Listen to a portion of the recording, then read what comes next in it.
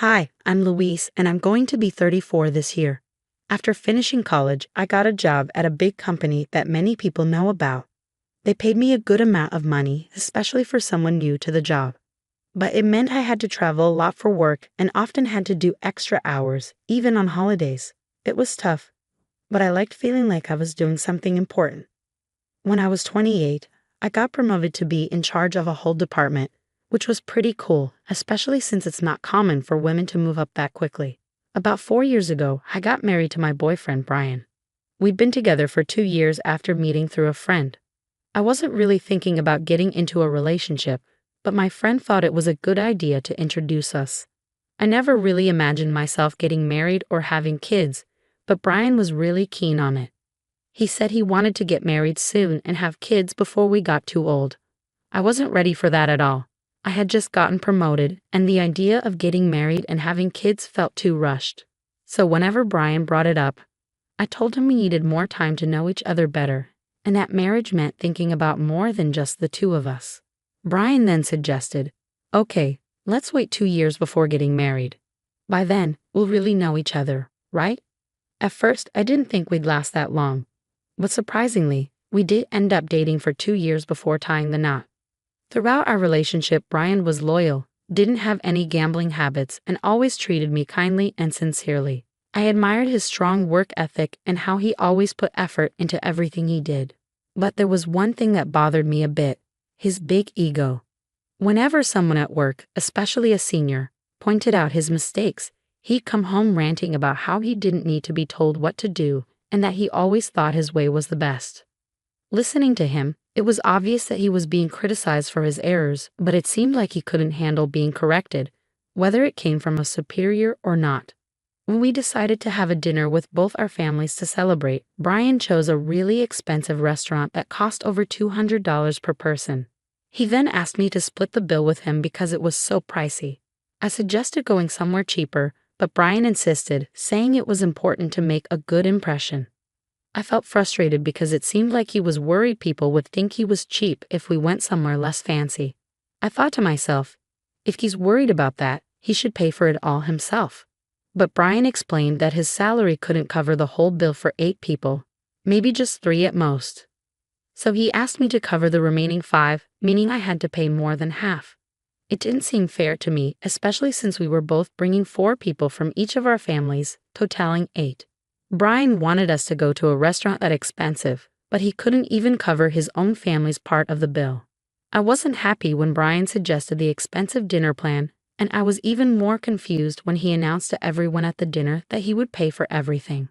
Although I had doubts, everyone seemed pleased, so I decided to go along with it and let him take charge. But looking back, I think I might have made a mistake. I regret not reconsidering my marriage to Brian, who was so full of himself. After we got married, his behavior towards me changed completely. He started talking down to me all the time. Before we tied the knot, he promised to help with household chores since I was busy with work. But once we were married, he said things like, "What will people think if they see a man doing laundry? That's a woman's job. I work hard outside, so I deserve to relax at home." He never lifted a finger to help, no matter how busy I was. His attitude annoyed me, but I could handle doing the housework. What really bothered me was that Brian was sending all his money to his parents. Even though they were farmers and struggling to make ends meet, it seemed like Brian was their sole financial support. Within 6 months of getting married, he stopped contributing any money to our household expenses and gave everything to his parents. I once told Brian, "It's not fair for me to cover all our living expenses with my salary alone." But he argued back, saying, "How can you say that when my family needs help? They're your family too. Plus, you make more money than me, so you should be fine." He didn't listen to my concerns. When he talked to his parents on the phone, he'd reassure them, saying, "Don't worry, I'm taking care of everything with my salary. I won't let Louise interfere." But the truth was, he was giving them all his money. He had nothing left for himself and started asking me for pocket money, saying, "Can you give me about $200? I can't even afford lunch." I reached a breaking point and suggested, "Let's set a monthly limit on how much we send to your parents. You need to figure out how to cover your own expenses." Brian would agree, but he kept sending all his salary to his parents. That was something I couldn't tolerate anymore. One day, I had to go on a business trip for about 2 weeks. From Brian, I have what? What about my food and laundry for 2 weeks? Even though Brian knew my job required frequent travel. Feeling annoyed at his immaturity, I told him, figure it out yourself. You're an adult. If you can't handle it, why don't you go stay with your parents while I'm away? You'll be fine there, right? Brian reluctantly agreed. When I returned home 2 weeks later, I found Brian's sister, Elizabeth, there. She lived a bit far from us, and we hadn't seen each other since our wedding. I wondered why she was there, and Elizabeth, seeing my expression, said, "Hi Louise, it's been a while." "Oh right, about the money. It was a big help, thank you so much." She smiled brightly, saying things that didn't make sense to me. Without even unpacking, I asked Elizabeth, "What money? What are you talking about?" She replied without hesitation, "Huh. Brian said that since you had some savings, he'd give me money for my business startup. He'd assured me not to worry because you had at least $1 million. I was completely baffled. Just then, Brian walked in, holding my bank passbook and seal. When he saw my expression, he said, "Oh, welcome back. Perfect timing.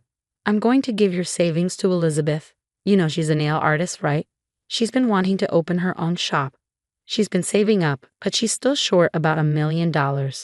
I remembered that you've had savings since before we were married, exactly $1 million. So I told her she could have it." With a smile, he handed the passbook and seal to Elizabeth, saying, "You're lucky. This will help make your dream come true. Show some gratitude, okay?" I couldn't hold back anymore. I snapped, "What are you talking about? That's my money. Why are you deciding this on your own? I could understand if you said you lend it. We'd need a legal agreement and a plan to pay it back, right? You can't just give away someone else's savings without any discussion." I grabbed the passbook and seal back from Elizabeth. Ryan looked at me and said, "What? We're family, aren't we? It's silly to make legal agreements with family members. Plus, we're not lending it, we're giving it. You never spend any of your money because you're always working, right? It's a waste to just hoard it. Elizabeth has a dream. Isn't it more meaningful to use it to help her?" Then he gave me a stern look. Upon hearing Brian's words, I realized that he was impossible to reason with. I felt like continuing the conversation was pointless. But then Brian dropped a bombshell. "This money is too good for you, so I'm giving it to Elizabeth. You'd only waste it. You can just work and save up again, understand? If you still want to argue, we'll get divorced." Seeing this as an opportunity, an idea struck me. Without hesitation, I replied, "Fine, let's get a divorce. I'll prepare the papers and send them to you. I'll come collect my things soon. Until the divorce is final, I'll stay at a hotel. Goodbye for now." With that, I grabbed my luggage from the business trip and swiftly left the house. Brian was shocked by my sudden decision. Soon after, he bombarded me with texts, begging me to come back and even saying that Elizabeth would forgive me if I gave her the money. I ignored all his messages. Who does he think he is? The next day, I went to the city hall and sent the signed divorce papers back home. Despite this, Brian kept texting me, asking if I was really sure about the divorce. I simply replied, "Please submit them as soon as possible," and ignored the rest of his messages. Surprisingly, the divorce was finalized quicker than I had anticipated. A week after the divorce was official, I waited until Brian was at work and then moved my belongings to my new house. In his texts about the divorce papers, Brian had been rude, calling me names and saying we were now strangers. So I decided not to take most of the furniture and appliances from our old home. Instead, I deposited half of the small savings I had accumulated during our marriage into his bank accounts and left it there. That night, I received numerous calls from both Brian and Elizabeth. At first, I ignored them, knowing what they were about. But eventually, I answered and Brian immediately started shouting, demanding to know why there was only $800 in the account. I calmly replied, "I split the property as we agreed. We originally had $1,600 in our joint account, right? So I left you with half of it, which is $800. And since all the furniture and appliances were bought after we got married, I left them behind." That's fair, isn't it? Just to clarify, I ended up with less than Brian. But he wasn't convinced. He insisted, "You're supposed to have $1 million in savings, right? So half of that, $500,000 should be mine. Plus, you got an inheritance from your grandfather, right? Half of that should be mine too. I was stunned and couldn't help but laugh. I had seen this coming, otherwise Brian wouldn't have agreed to the divorce so easily. Trying to hold back my laughter, I explained, Brian, the division of property only applies to assets acquired during the marriage. My savings from before we were married and the inheritance I received aren't part of that. I consulted a lawyer and I divided our marital assets fairly. And remember, all the money we saved during our marriage was actually earned by me. You never contributed to our expenses. So be thankful I divided that. Brian accused me of lying, saying that can't be true. You're trying to trick me. Give me what's rightfully mine or I'll sue you. He yelled desperately, but I remained calm and replied, if you want to sue me, go ahead.